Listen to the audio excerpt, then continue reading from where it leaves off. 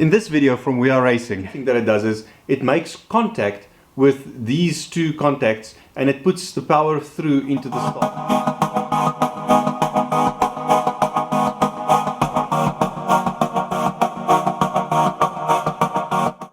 Hey guys, and welcome back to the channel. Today is going to be a bit of a shorter video, hopefully. And the question that we're going to answer today is, what is a starter and how does it work? So in my hand I've got a Toyota starter, some model number on here which can't really be made out anymore. This is the starter that came with our Lotus Birkin chassis built, and I'm hopefully a little bit later going to explain what's wrong with this, like why we can't use it. Now there's a couple of different components to this starter that's important. Now starters have not changed much from the beginning times of starters. They have a couple of basic parts which are basically universal across anything up to the most modern cars. Obviously not electric cars because they don't start, they just go basically. You've got the main motor sitting at the bottom over here. This oak on top here is a solenoid switch, which is a fancy name for a really big relay, and I'll explain that just now. And on the front over here you've got the Bendix gear. This is the guy that pops out to engage the flywheel. How do you locate a starter? Starters are always located on the gearbox side of the motor. So if you look at a transversely mounted motor, engine that runs across like this between the wheels, between the front wheels, typically on front wheel drive cars or some four wheel drive cars as well, you'll find that the gearbox lives on either side of the motor. And that gearbox has in it, or close to it, the flywheel which sits on the back of the motor. And this starter, the Bendix gear, drives the flywheel to start the motor. So if you know about levers and gears and stuff, you've got a little gear over there with a big wheel on the starter, on the flywheel, and turning that wheel gives you sufficient amounts of turn inside the motor to be able to initially start the motor. Now just a quick little note, which I didn't really plan for this, but I just saw it and I thought, let me tell you. You notice that your car has these very thick cables running from the battery. And I don't know if you ever wondered why they need such thick cables. It's for the starter. The starter really is the only application that needs this level of power.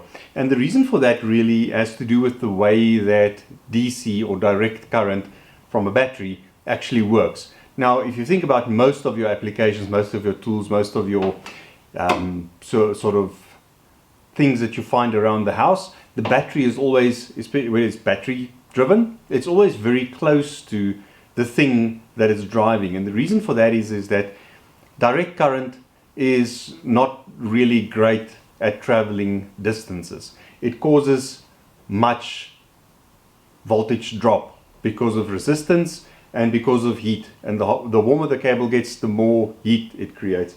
Now, I'm wondering, I can't even take this thing off anymore. But if you could see here, you would have noticed that this is a multi-strand copper cable. The way we combat the voltage drop and the losses that this cable actually gives us is to use multi-strand copper. A copper wire with lots of thin strands of copper inside it, and that helps us combat.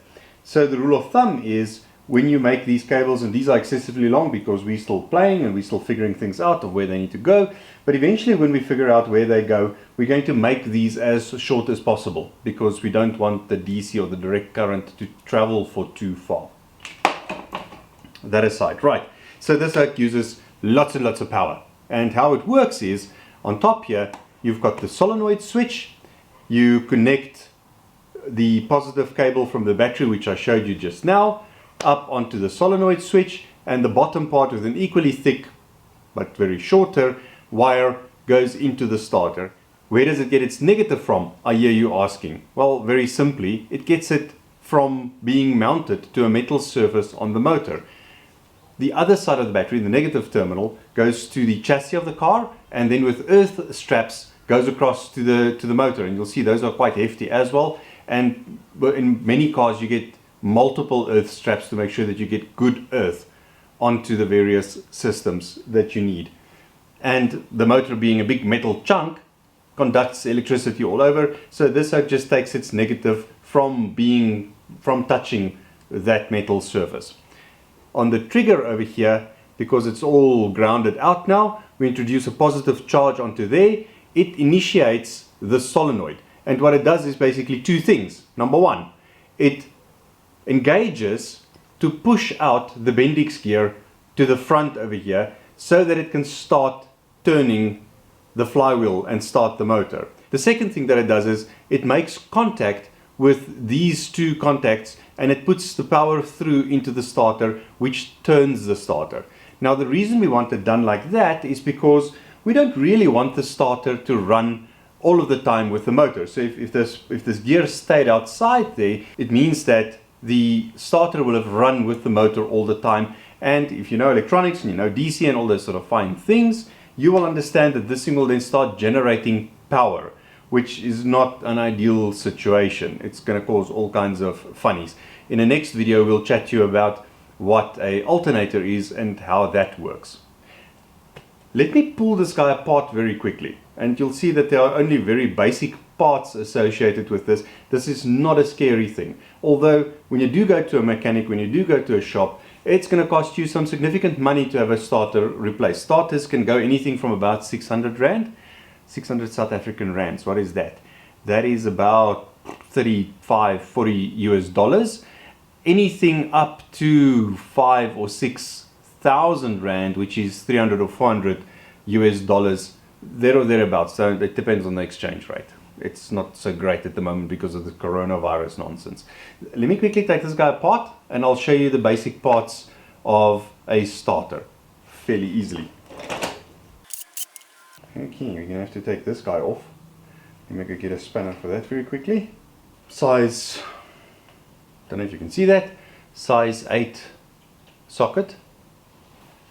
Little size 8 socket. Size 12 socket. Size 10 socket. And that is basically everything.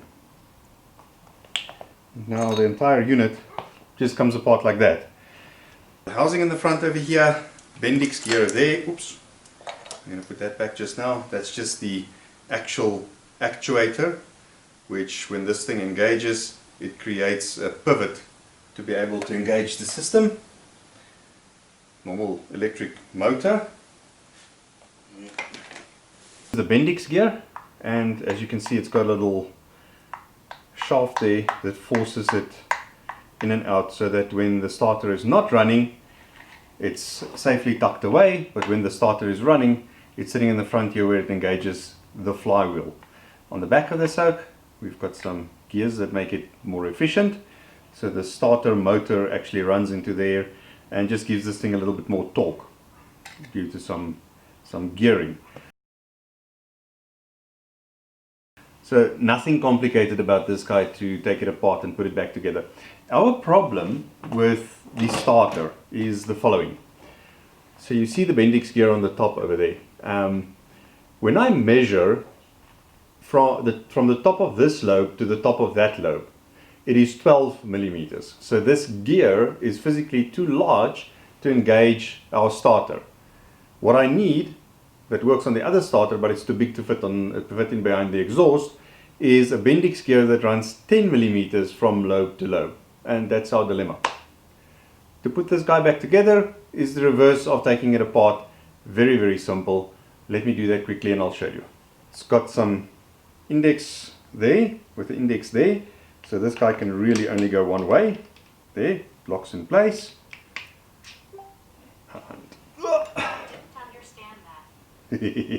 My phone's talking to me. Okay, now I don't have enough hands. Maybe I've got that thing upside down. So that slips in there. Cover over here.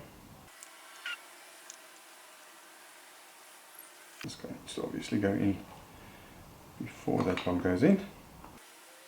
Okay, so little rubber cover over there to keep things tidy. Shaft into the bearing over there. Whoop. That guy into there. That's the complete unit. Upside down. In its index, you can feel it clicking in. The moment it clicks in, it's lined up with the bottom of the holes over there. Lined up with the holes over there. Smaller socket. The size 12 back onto the back over here.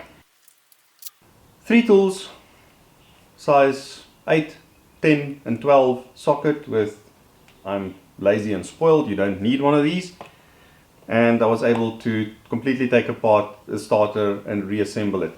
That's as simple as what it is. Had the brushes gone bad on this guy, I would have just taken this back bit off and replaced the brushes inside there. Very, very simple process to do. There is nothing scary about starters. If you have any comments on this video, or if you have any questions that I didn't answer, or if you differ with what I've got to say, or if you would like to add to what I've got to say, please add your comments below. We really appreciate it. We always make a point of answering every single person that makes a comment to us. We really appreciate it and we really enjoy your comments. That's the starter and how it works and what all the different parts are.